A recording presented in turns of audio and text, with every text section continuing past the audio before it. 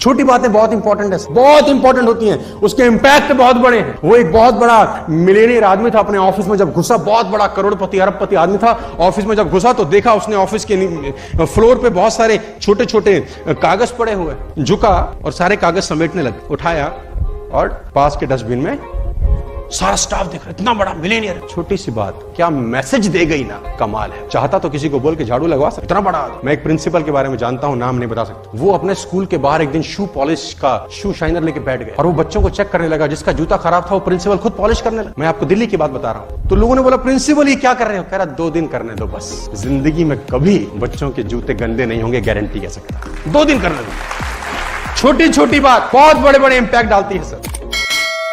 एक दुबई का किंग अपने गांव आया हुआ बहुत सालों के बाद। वो बड़ा मशहूर डॉन था। अब वो पहले नाई के पास गया, बोला 5 लाख रुपए दूंगा शेव करने। नाई बड़ा खुश हुआ, 5 लाख मिलेंगे। बोला बस एक शर्त कि अगर साले उस तरह लग गया गोली मार दूंगा। उसने बोला महाराज हमको नहीं चाहिए 5 लाख, अपने पास रखो। साला जान से प्यारा कुछ है इस दुनिया। दूसरे के पास गए, बोला 5 लाख रुपए दूंगा। बोला बैठो बैठो। बोला शर्त एक, अगर उस तरह लग गया साला कोई पूरे गाँव में उसको बिठाए नहीं। एक वेस्टिज का नेटवर्कर था वहाँ, तो उसको पता चला कि कोई 5 लाख रुपए में हजामत बनवाएगा। तो वो खुद ही चला गया कि महाराज हमारी दुकान पे आई, हम बना देते। उसने बोला तेरे को पता नहीं है कि शर्त क्या है? 5 लाख रुपए दूंगा, लेकिन अगर उस तरह लग गया तो साले गोली मार दो। बोला बैठो जी, कोई दिक्कत ही नहीं। बिठाया, मस्त शेव करी। बोला 5 लाख। उसने 5 लाख रुपए दिए। उसने बोला साले तेरे को डर नहीं लगा? इतना कॉन्फिडेंस। बोला डरना? बोला अगर कट जाता तो? बोला कट जाता तो उस तरह तो मेरे ही हाथ में था। बोला हल्का सा कटता साला गर्दन उड़ा देता मैं। आप ऐसे तो नहीं होता है।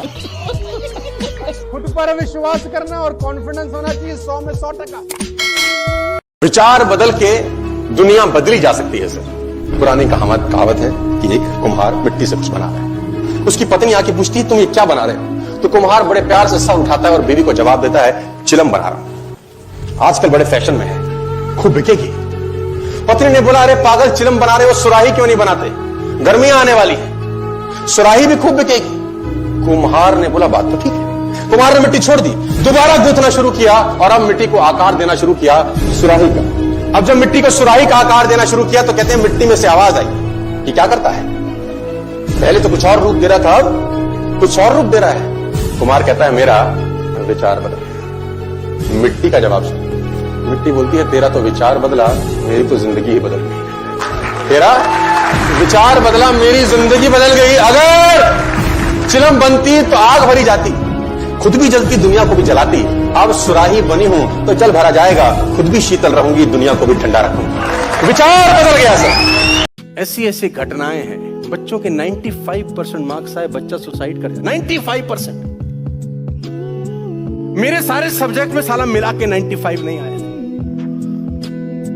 तो मुझे तो लटक ही जाना चाहिए था।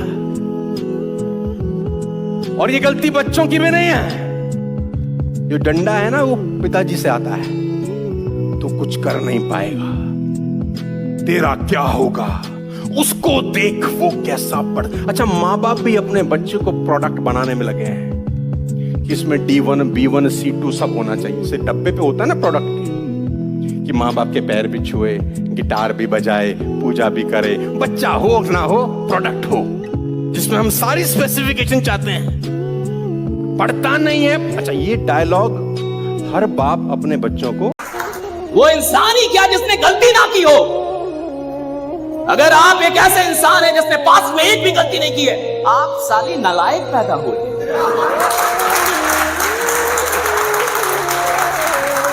तुमने गलती नहीं की, कैसा जीवन जिया? तुमने कोई गलती नहीं, कैसा जीवन जिया? तुमने किसी का पीछा नहीं किया, गलती नहीं की, 2-4 गाली नहीं दी, किसी से लड़े नहीं, जी भी रहे थे। क्या कर रहे थे?